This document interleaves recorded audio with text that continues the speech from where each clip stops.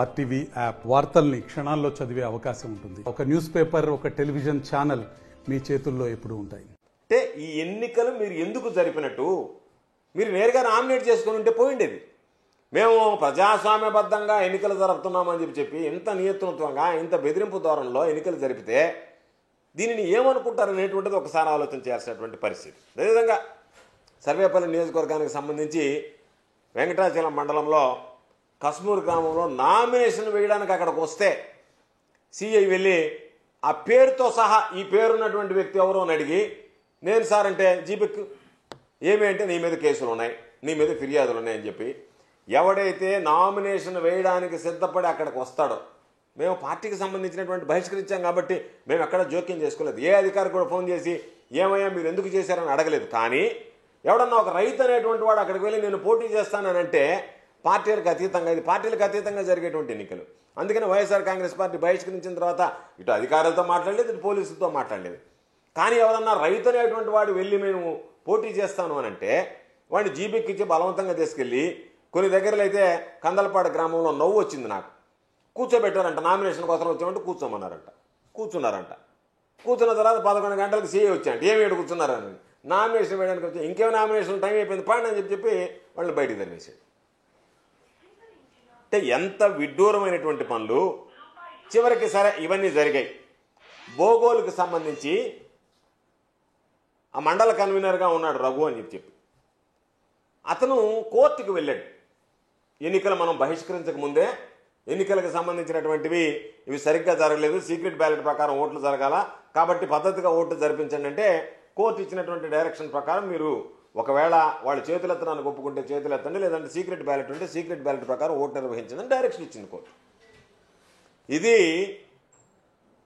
12వ తేదీ సాయంత్రము ఆర్డర్ తెచ్చుకుంటే వాళ్ళు 13వ తేదీ వాళ్ళని తీసుకొని వెళ్ళి మీరు డబ్బులు పంచుతున్నారు ఓటర్లకి అని చెప్పి ఇంట్లో నిద్రపోతున్నటువంటి వాళ్ళు ఎక్కించుకొని పాపం ఆ పోటీ చేసేటువంటి అభ్యర్థి ఎవరైతే ఉన్నాడో కొండయ్యానని, అయ్యా మేము పార్టీ బహిష్కరించింది, మేము పోటీ చేయడం లేదు మొర్రో అన్నా కూడా లేదు మీరు కోర్టుకు పోయారు కాబట్టి మీరు డబ్బులు పంచుతున్నారని మాకు ఫిర్యాదు వచ్చిందని చెప్పి తీసుకెళ్ళి పోలీస్ స్టేషన్లో అర్ధరాత్రి తీసుకెళ్ళి పోలీస్ స్టేషన్లో నిర్బంధించారు. అంటే ఎంత దారుణమైనటువంటి పరిస్థితులు. దీనికి పాపం చంద్రబాబు నాయుడు మాత్రం కూటమికి కూడా మినహాయింపు ఇవ్వలే.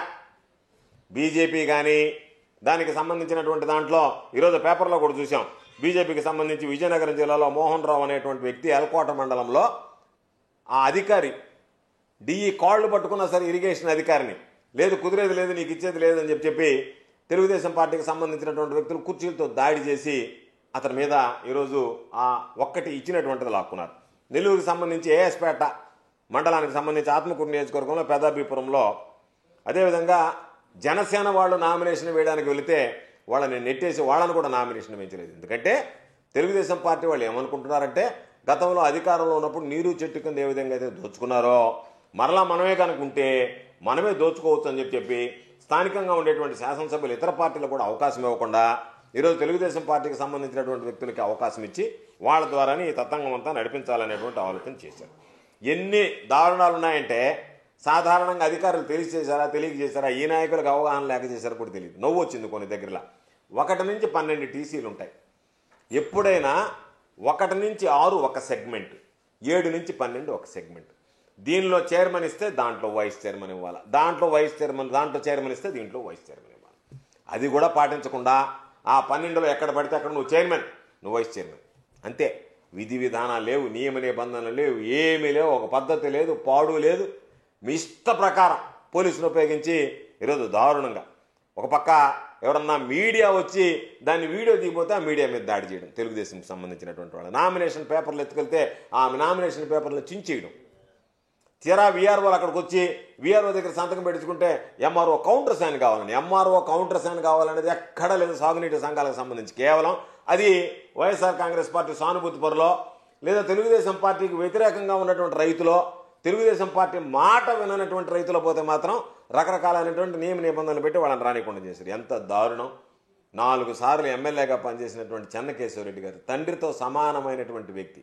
ఆయన ఓటర్లను రానివ్వడం లేదు అని చెప్పిన వెళితే, ఓటర్లను రానివ్వడం లేదని చెప్పిన ఒక మాజీ ఎమ్మెల్యే అక్కడికి వెళితే ఆయన్ని పాపం ఎంత దారుణంగా మాట్లాడామంటే నువ్వు మాజీ ఎమ్మెల్యే అయితే నాకేంటి రా, నువ్వు మాజీ ఎమ్మెల్యే అయితే నాకేంటి రా అంటే పాపం అంత పెద్ద ఆయన 80 సంవత్సరాలు దాదాపుగా వయసు ఉండేటువంటి వ్యక్తి ఊర్లో గందరగోళం జరుగుతుంది, అక్రమం జరుగుతుందంటే అక్కడికి ఆయన వెళ్ళడానికి ప్రయత్నం చేస్తే ఆయన అడ్డుకుంటే నాయన నేను 4 సార్లు ఎమ్మెల్యేగా ఉన్నాను ఆయన మాట్లాడడం కూడా పాపం ఆ వయసుకు సంబంధించి పరుషంగా కూడా మాట్లాడలేకపోతే అక్కడ ఉన్నటువంటి కర్నూలు CCS CI ఇబ్రహీం అనేటువంటి వ్యక్తి 4 సార్లు నువ్వు ఎమ్మెల్యే అయితే నాకేంటిరా అన్నాడంటే చంద్రబాబు నాయుడు గారికి నిజంగా సీనియర్ సిటిజన్స్ మీద ప్రజాప్రతినిధుల మీద గౌరవం ఉంటే దాని మీద విచారణ జరిపించి ఆ ఇబ్రహీం అనేటువంటి వ్యక్తి ఎవరైతే ఉన్నారో అతన్ని తక్షణమే విధుల నుంచి తొలగించాలి,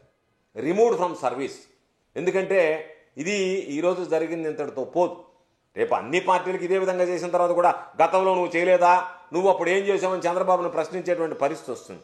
కాబట్టి నేను ఖచ్చితంగా ఈ ఎన్నికలకు సంబంధించి అధికారులు, పోలీసు అధికారులు అత్యుత్సాహం ఎన్నికలకు సంబంధించినటువంటి అధికారులు చేశారు. నేను అనేక సందర్భాల్లో చెప్పాం, అధికారం ఎవ్వరికీ శాశ్వతం కాదు. కానీ మీరు చేసేటువంటి పొరపాట్లు, మీరు దగ్గరుండి చేయించేటువంటి పొరపాట్లు మాత్రం ఖచ్చితంగా రేపు ఈ పాపాలన్నీ మీ పాలిట శాపాల్లాగా ఉంటాయి. మరొకరు మాట్లాడిన ఎన్నికలు సజావుగా సాగాయి. ఎన్నికల దగ్గర ఎక్కడ కూడా దౌర్జన్యకరమైనటువంటి సంఘటనలు కానీ ఒత్తిడి కానీ రైతుల మీద లేదు. అన్ని బహిర్గతంగానే జరిగాయి. ప్రతి నీటి సంఘం ఎన్నిక ఆ గ్రామాల పంచాయతీల్లోనూ ఆ గ్రామాల హై స్కూళ్లలో బిల్డింగుల్లో ఎక్కడ మంచి వస్తుందో అక్కడనే పెట్టారు తప్ప ప్రభుత్వ భవనాల్లో మరి ఎక్కడా కూడా వేరుగా ఏదో మేము ఇళ్లలో కూర్చొని లిస్టులు రాసినటువంటి దాఖలాలు లేవు. పైపెచ్చు ఇవాళ ఈ పాల్గొన్నటువంటి ఓటర్లు అందరూ కొత్తగా ఓటర్ లిస్టు చేర్చింది కాదు. గతంలో వైఎస్ఆర్ కాంగ్రెస్ పార్టీ ప్రభుత్వంలో ఏ ఓటర్ లిస్ట్ అయితే ఉన్నదో అదే ఓటర్ లిస్టుతో ఎన్నికలు జరిగాయి. ఒత్తిడి చేసి ఉండి రైతులు ఎక్కువగా పేర్లు చేర్చుకొని ఉంటే ఇప్పుడు లిస్టులు మారే అవకాశాలు ఉన్నాయి. అటువంటిది ఏమీ ఒక్క రైతు కూడా ఒక్క పేరు కూడా చేరలేదు.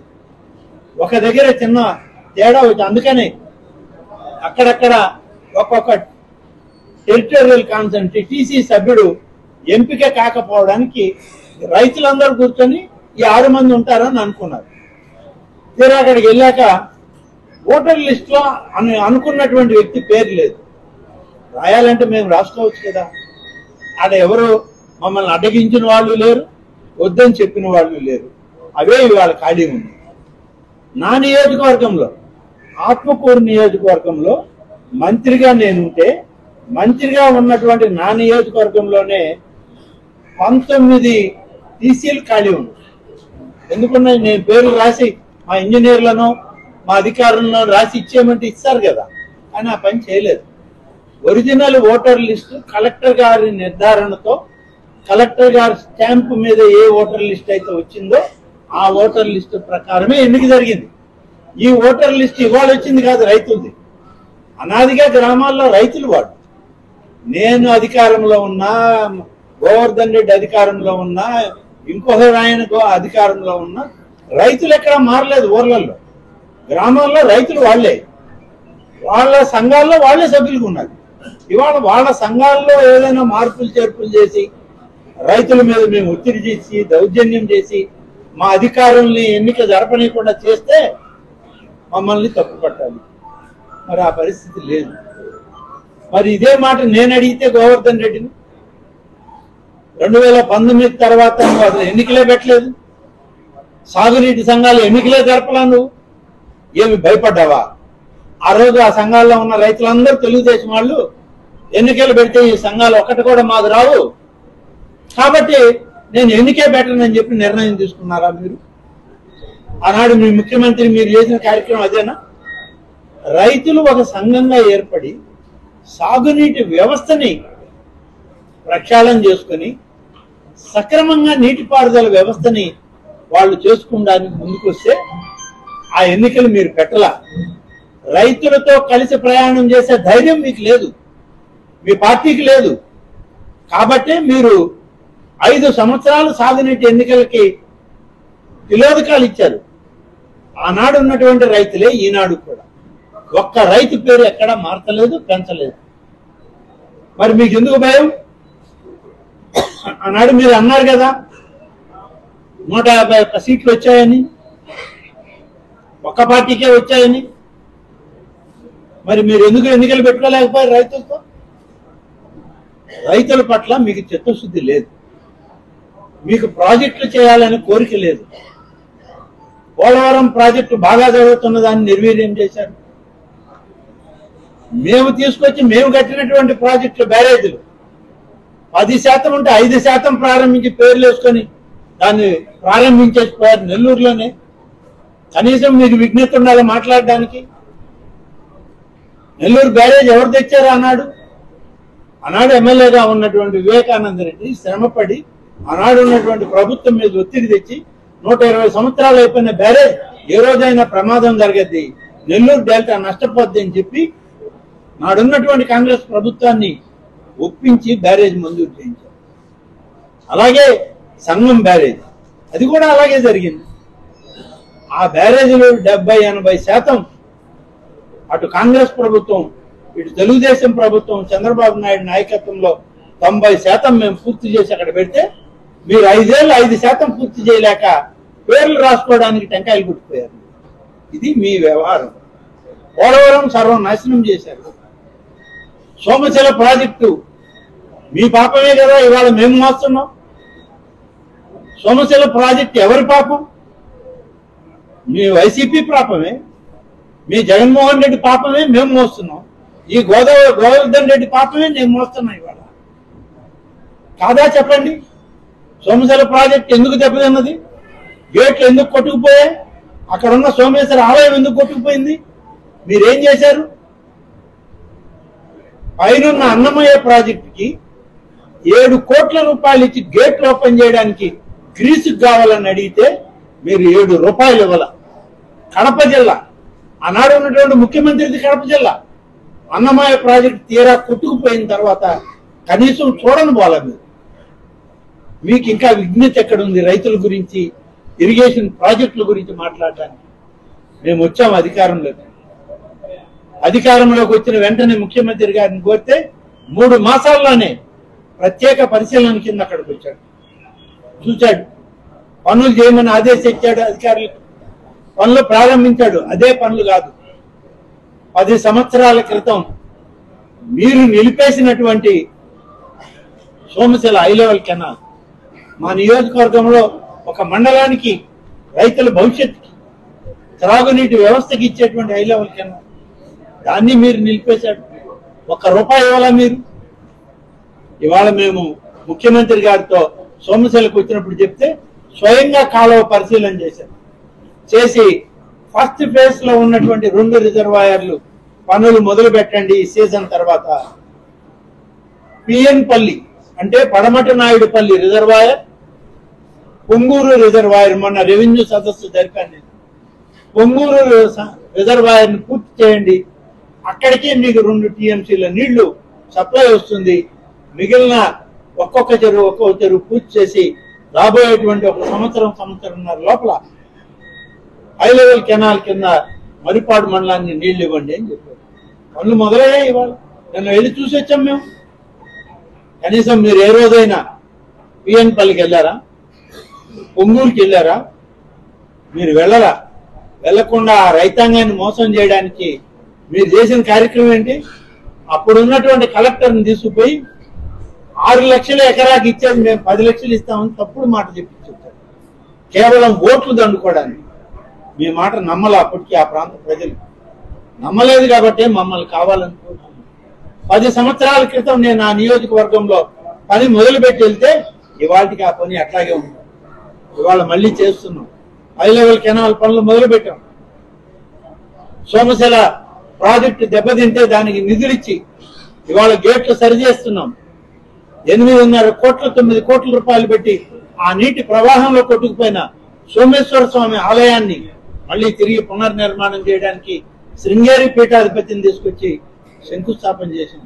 ఇవన్నీ ఈ ప్రభుత్వంలో జరిగాయి తప్ప మీ ప్రభుత్వాల్లో సర్వనాశనం, భూస్థాపితం తప్ప మీరు ఒక్క కార్యక్రమం చేసినట్టు చెప్పండి. మళ్ళా మీకు ఎలా, నేను వేరే మాటలు మాట్లాడితే మీరు బాధపడతారు. మాట్లాడకూడదు. సభ్యత సంస్కారం నాకు అర్థం వస్తా ఉంది. మీరు ఎలా మాట్లాడుతున్నారు ఇవాళ ఈ ప్రభుత్వాన్ని, మా ముఖ్యమంత్రిని, మా ఇరిగేషన్ మంత్రిని? కనీసం ఆలోచించండి, విజ్ఞప్తి ఆలోచి 5 సంవత్సరాలు మీరు మానేయండి, విమర్శలు మానేసి ఎక్కడైనా అవసరమైతే మీరు సహకరించడానికి పనిచేయండి. కాబట్టి మీకు విమర్శించే అర్హత కోల్పోయారు. మీరు విమర్శించడానికి వీలు కాదు. ఏదున్నా సరే మాతో సహకరించండి. ఈ జిల్లా మిగిలిపోయిన ప్రాజెక్టులు పూర్తి చేసే బాధ్యతను మేము తీసుకున్నాం, మా ముఖ్యమంత్రి గారు తీసుకున్నారు, మా ఇరిగేషన్ మంత్రి తీసుకున్నారు, మా ఇన్ఛార్జి మంత్రితో ఈ జిల్లా మిగిలిపోయిన ప్రాజెక్టులని పూర్తి చేయిస్తాము రాబోయే 5 ఏళ్లలో అని నేను ఈ సందర్భంగా. మరిన్ని వీడియోస్ కోసం ఛానల్ ని సబ్స్క్రైబ్ చేయండి. లేటెస్ట్ అప్డేట్స్ కోసం వాట్సాప్ ఛానల్ ని ఫాలో చేయండి. అండ్ లింక్ డిస్క్రిప్షన్ లో ఉంది.